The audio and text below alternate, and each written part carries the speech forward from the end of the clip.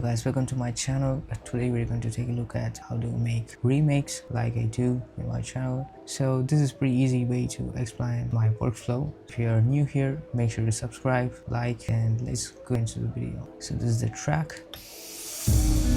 You say, I wish you would open your eyes. It's right here from D-Sturb and Deezl. Let me break it down to you. So it's going to be turned on all the effects, and then here's the lead. So leads are the key factor to tracks. Let me show you how I made these leads. It's pretty simple square lead. It has a bit of LFO, basic sine, pretty fast rate here, a very little gain, very little range for the pitch here. It's pretty easy to make. That's for the main top lead. Okay, so this is a basic saw lead. So that's pretty much the same LFO but with the different waveforms. This one is a pitch one, and every lead has portamento going on. Almost like the same one but with a pretty heavy gain here. Then we have your basic harmonies here. I actually made simple saw. The rest of the leads can cut through evenly. So for this one I added a noise here, a saw here, a high cut. Here is a noise LFO, and then here this is what I call a transient attack for your leads. It is basically just adding a transient to your leads. Then this one is also a top lead layer, bit pans to right. It is almost the same lead but with a heavy detune, a full distortion of course, a high cut right in the middle, and a noise stuff going on. We have the chorus here. It's pretty basic. You have your detune going on here like with the same saw with 8 voices for auxiliary A and B. Yeah, I think that's everything for the leads. The leads, I always try to keep it very simple. Easy to overcomplicate your leads. If you like stack too much leads that are sounding the same, you can come up with phase issues and stuff like that, so you don't need that.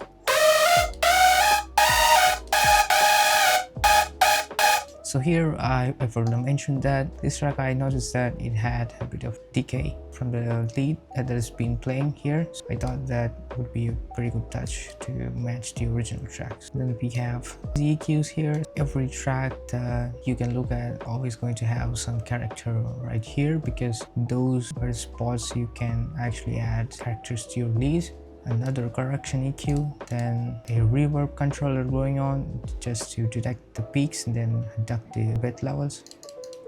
Then we have the OTT with 40% but nothing here, just to emphasize the mid levels. I just increased the mid here slightly, and the Valhalla room for the overall leads. I just kept it for 18 to 9% because it sounded too dry. So for this one there is a glitch in some parts and a fruity balance to control my overall leads. This is basically my lead master. This is how it usually be. Most of my projects going to be the basic character EQ and then the correction EQ. Then there's going to be the reverb coming up and then the compression, so the reverb can stand out even more. And then you can have a overall reverb, so it can introduce slight wetness to your leads because it's too dry straight out from the synth. Then you can add your sidechain processing here. You can have your any other effects that the track requires. Finally, you can control all these leads, overall the master leads. So do not use this, don't use the mixer itself. Try to control inside your effects chain, because this is for your entire master. So if you're trying to lower your entire mix, you need this knob free. You're not going to automate your mixer knob. That's pretty basic stuff. Actually leads that's not in there, so it's going to have a lot of pads going on. So we're going to have mid bass and bass. So this one is just slightly distorted, but it's a basic sine wave, so it is pretty easy to make. This is how it's made. It's just basic distortion to set to like somewhat 70% or 65%. So the distortion introduces a pretty highs here, so we don't need that. because I have a mid layer going on, which does the job for our mids to occupy mid space. So it's a bit wide too, so it can occupy the wide spectrum. Of course, it has an octave above than the bass that's already been playing. It just has 5 voices here with saw and 5 voices with saw again, and just with different detune creates and phases with each other to create some breeze kind of effect. For the saw pads, I kept it pretty close to the EQ of the leads itself, because this track had a pad that actually required to stay in the spectrum of the lead itself, so pretty bright and pretty clear, maybe not too detuned. I kept it pretty basic. It's just the same sauce, just the voices to add a bit more complexity. And then there's also a kind of a chord pluck, chord arp. It's just pretty easy. I just added a shaper box and cut it through by hand. So this is how it looks. The reverb and sidechain as usual. And EQ, this is how the EQ looks like. And then there's basic choir.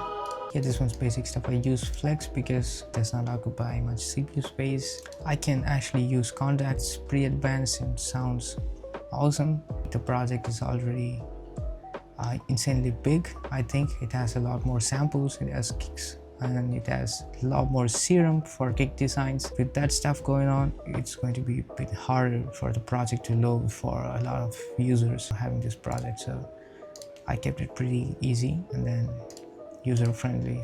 The main thing is that the chords playing here, so you can replace it with any sound you have or personally have, like contact or any stuff. So I use this choir here. It's pretty basic, so it's going to be in the background, so it's not that crazy to add more detail to the choir. Okay, so the next step is added a pluck, which is also insanely basic. The common thing here is that all these things are much simpler when you break down, because they don't need to be insanely complex. It needs to have purpose and it needs to fulfill the track what it demands. You know, you just notice where the sound is, then you can place it right away. For this one, it's a distortion here. So these steps I done, it's actually pretty random. The distortion amount here, this is just introducing new stuff that is not actually in the track. Because sometimes you might not able to listen to all the stuff inside the track because full and it mixed well, so you cannot be able to exactly point out things that are existing inside the track. So your goal is to fill out the mix. You're going to be creative and add an extra stuff that you never heard from that track.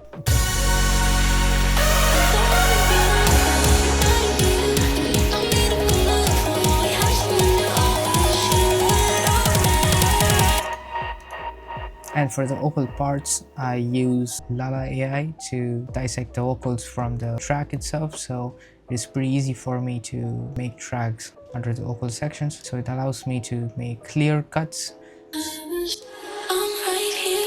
So it's pretty clear too, so you can just concentrate on your rest of the track.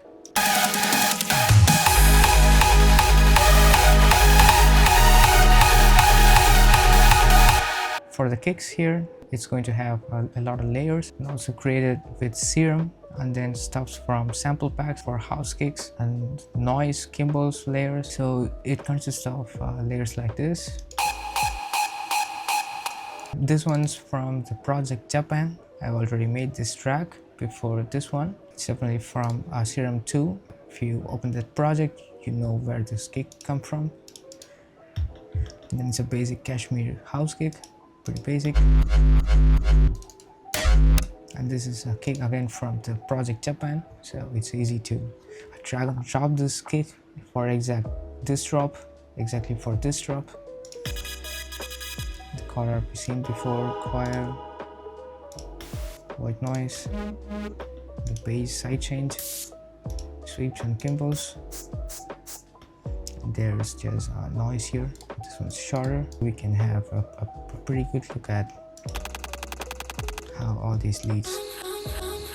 See, it's vocal playing on and on again because I noticed that somewhere in the track this is happening. It is pretty easy to just add stuff that you're speculating about, then listen to the track if it's working or not. And there's a transient for the kick. This is for the gain of the crunch. I did this because I've added external distortion to the kick. I did not use it right away. So it has a crazy EQ and also distortions. If you do this, you're going to have a lot of latency issues, a kick bleeding into another kick. So you don't need that. You need your talk to sound more cleaner and more sound as possible. So it's going to have a clean, non-bleeding effect. So it's going to have cuts every single time it plays. Even the kick rolls, it's going to have cuts here. Then it's a high layer for the high crunch. Then there is a noise drive for this one. It's just a noise, just has a bandpass style EQ. Just a noise detuned for the width. Also a saw with 8 voice. Without it, it's going to sound pretty noisy. With it, it has a bit of mids for this one. Without the leads, it's going to sound like.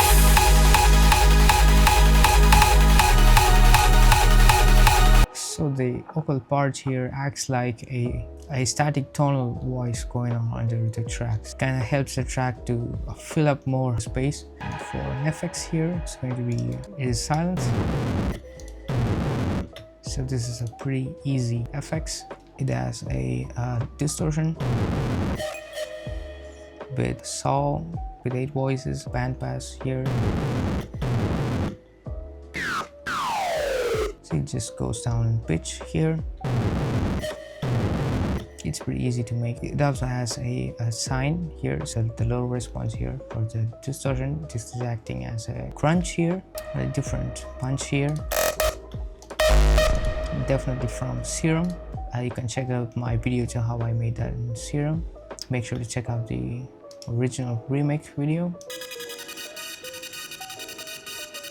It's the same layers except just for the kick here.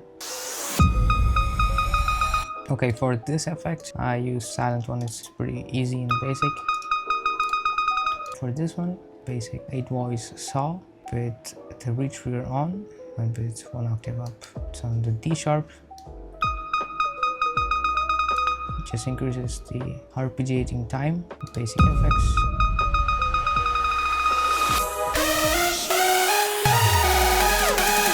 So this is the part where the glitch plays. There's a re-trigger and then there's a tape stop here.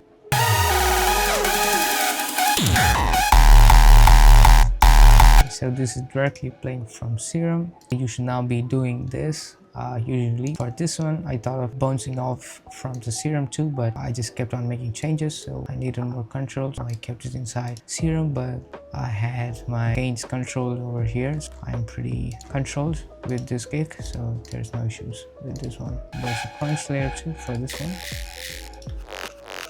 There's a slightly mid information for the crunch. There's also another crunch, so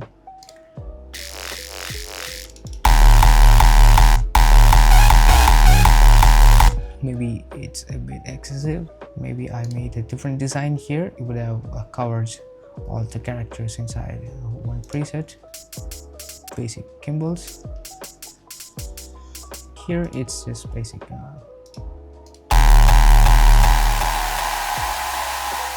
endless mine. So for the last kick,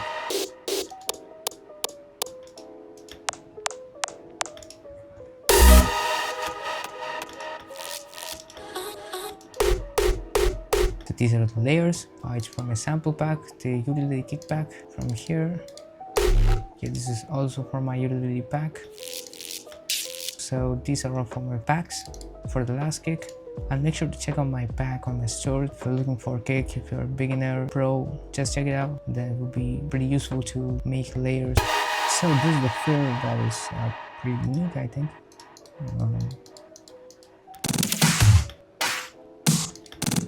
These are the stuff I was talking about when I said to be creative. These are not the sounds that was in the track. These are the stuff from Kashmir packs, of course. You just want to make a trial and error decision to add more stuff here. I think this is my basic workflow for remakes.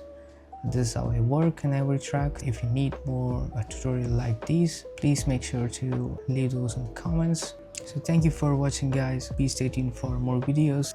Make sure to check out the store for more kicks and sample packs, and I've also introduced new artist pack for D-Sturb. It has bundled up with high quality project files, and you can check it out what kind of project files it includes, and I hope you like them. Thanks for watching. Bye.